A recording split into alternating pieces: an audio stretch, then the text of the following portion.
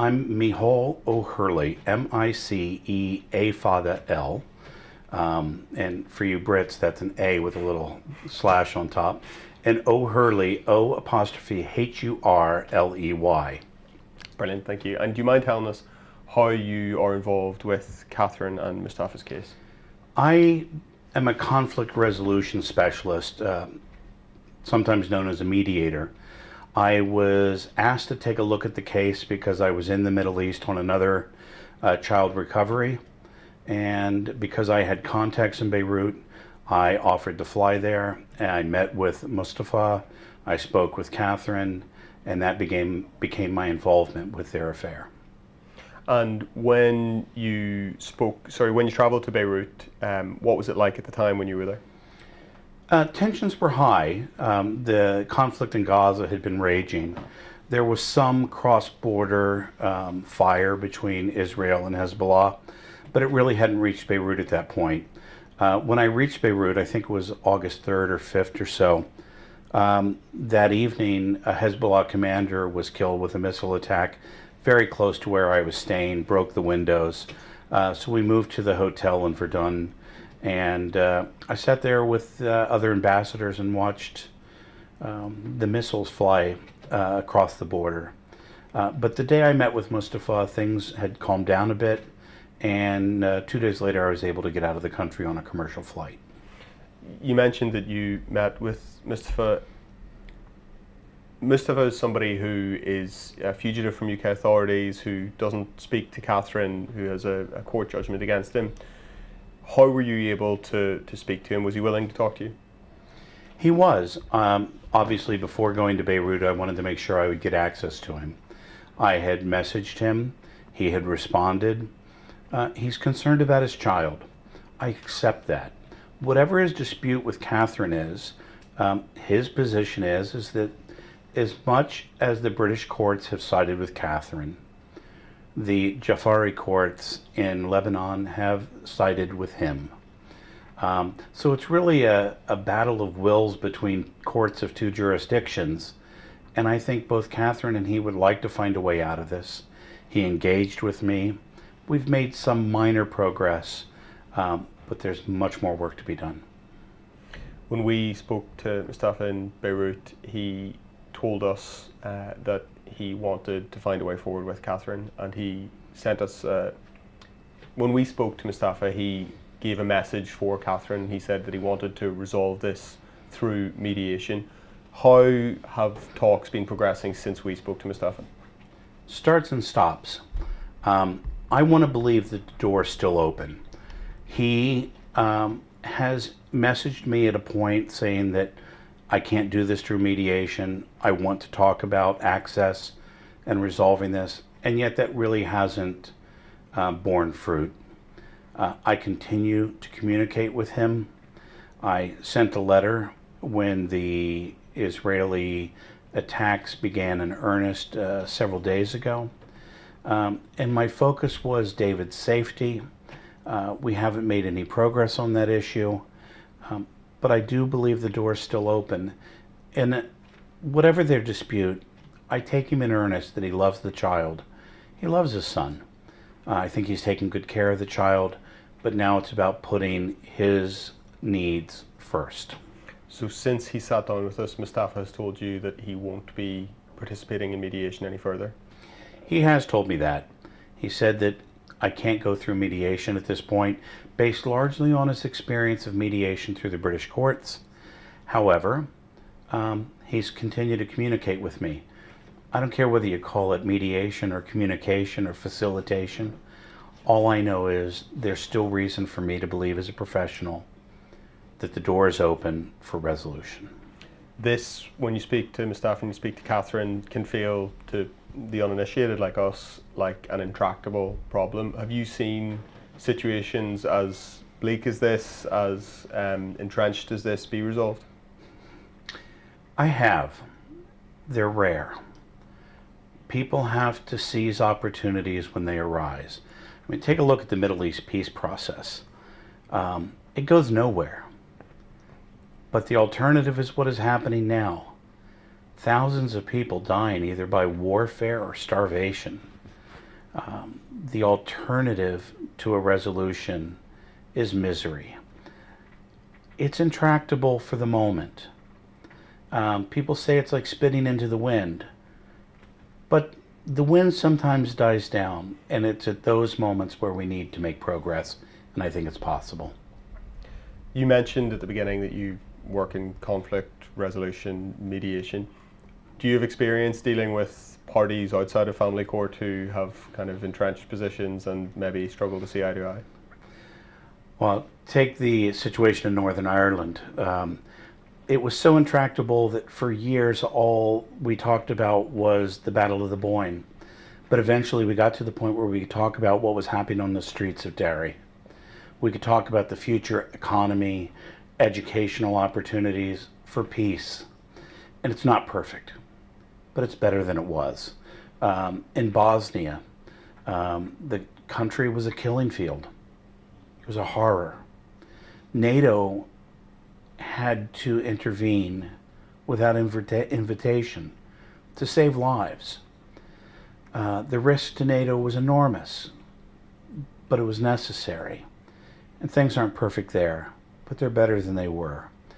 I do believe that whether we're talking about international conflicts or personal conflicts, sometimes passion and desire cloud our better judgment.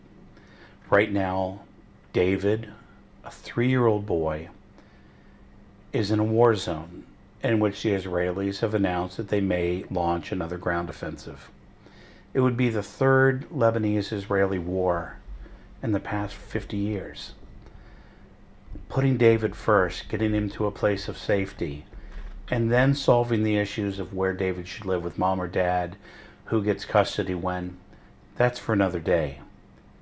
Right now, I would think our biggest focus should be on David, and no matter how intractable it seems at the moment, the other option is to leave him in a war zone, and that's not an option I think anybody wants.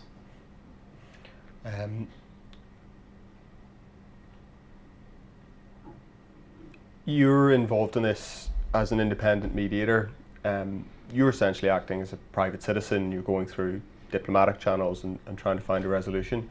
Why is this left to you? Surely this is something that the Foreign Office should have done on Catherine's behalf. He was a British citizen, as you say, in a war zone.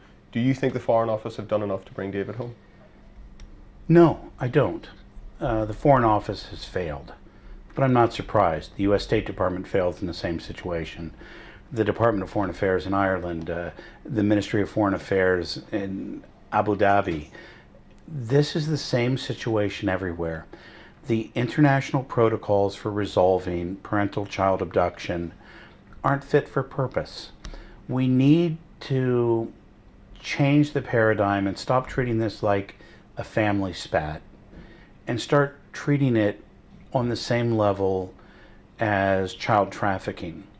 For the child, the experience of being ripped from your home, from a primary bond relationship, being in a country where you may not even speak the language, the situation has the same profound ill effect on a child of parental child abduction as it does for a child that's trafficked. There may be moments of nurturing because you're with a parent or an extended family member, but the damage is still the same.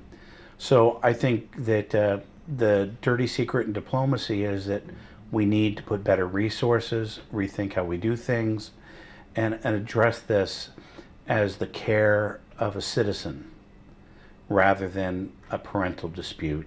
So I do think the Foreign Office should be doing more. There's an opportunity for them to do more, and I hope we can. What do you think it'll take for that kind of shift to happen? You know, these are fundamentally children who are being placed in danger. Is the unthinkable going to have to happen before the Foreign Office changes its position? Well, for me, the unthinkable has already happened. We have a British child, a Lebanese child, an Irish child, all the same person, David, is in Lebanon. The government is so concerned we have now a level 4 evacuation for all British citizens. And yet we aren't negotiating to get a child who's there, whose voice isn't being heard in this. I accept that Mustafa and his family love this child. If you've seen a video of him, he's happy, bouncy, chubby-cheeked. But I don't think they want him to be in harm's way. Catherine doesn't.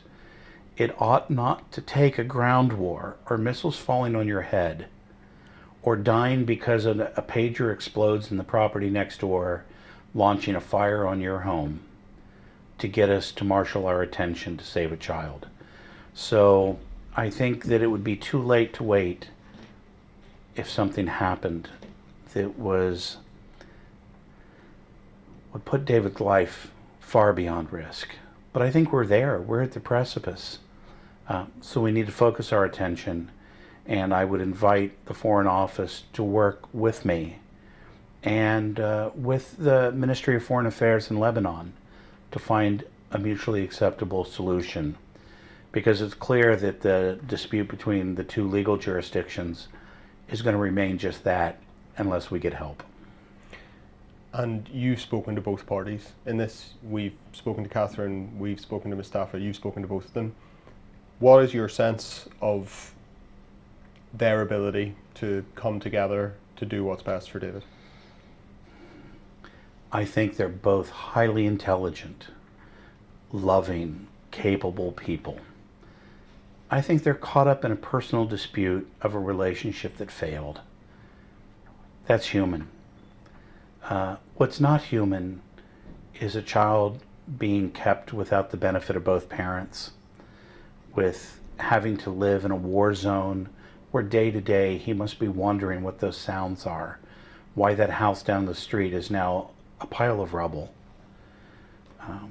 So I think that they both have the ability.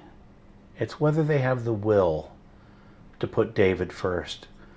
And it's one of those situations where putting David first would actually serve both of them too. So I'm hoping they'll get there. So, yeah, first of all, you've been to Beirut, you know the Middle East. How real is the risk of a ground war to civilians in Beirut? I don't think it's a matter of risk. I think it's a matter of reality. For Israelis, most of them see the existence of Hezbollah on their border as an existential threat. If last October 7th was any indication, they feel that the very presence of anybody who threatens Jews by sake of just being a Jew means that they don't have much of a future if they relent. On the other hand, they seem to be blinded to the idea that the lack of a two-state solution in which everybody can live with dignity is at the heart of this crisis. We aren't going to solve those problems overnight. I think it is a reality that there will be at least limited ground operations by Israelis in southern Lebanon if history repeats itself, and it always does. Hezbollah will try to hide weapons and personnel within other neighborhoods. Lebanon's a complex society. There are 18 different religious sects. Their courts are actually divided by religious sect for family matters. So when Hezbollah goes into a Druze neighborhood and tries to hide missiles, it makes the Druze afraid that they will come under Israeli attack. Those kind of conflicts inflamed the situation, which led to the civil war in Beirut in the early 1980s, which in itself became intractable. I think it's a reality that we'll see more horror before we start to see progress. And finally, do you mind just telling us a little bit about your background before you came to your current role? My background has never been intentional. I was a poor kid without an education, joined the Army, was in special operations. I was in the 1st Ranger Battalion. My experience after that was in the United States Congress. I have more degrees than a thermometer, but I'm still an Egypt, as my family says. I really didn't know how to practice law or do anything useful in life. So instead of becoming a barista, I decided to work in conflict resolution. I had lots of experience with government and negotiations, I had contacts across the world. I had particular knowledge of some regions. So I put it to work. Along the line of doing conflict resolution work, people would ask me, can you look in on this child or can you help this parent? Because, as I said, diplomats don't like to deal with these issues. So unintentionally, I kind of became an expert, if you will, in the recovery of children who were taken overseas for international parental abduction. I've had lots of success. Most of my success, thank God, is done through quiet diplomacy. It never hits the news. But there are times where these stories have to become public, so either policymakers change what they're doing or parties focus their attentions. So once again, I found myself in a situation where I was helping one parent. I was in the region. I was asked to look in on another. So I'm knees deep in it again. And given the number of people born outside of this region now living in Europe, we're going to see more and more of this as people have cross-cultural relationships. So I'm hoping government will step up so I can step back. And this is my last question to put you on the spot. Sorry, go ahead. Do you think Catherine will ever get David home to Northern Ireland?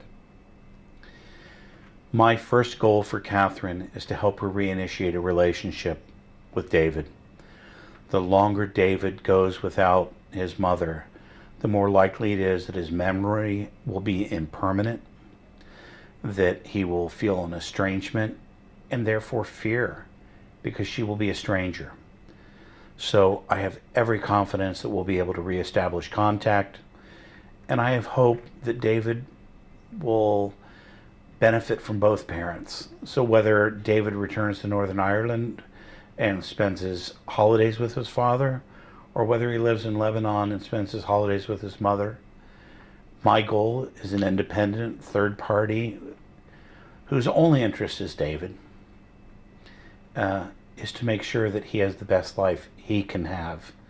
And having met Mustafa and Catherine, I think that David deserves that. He deserves both of those parents.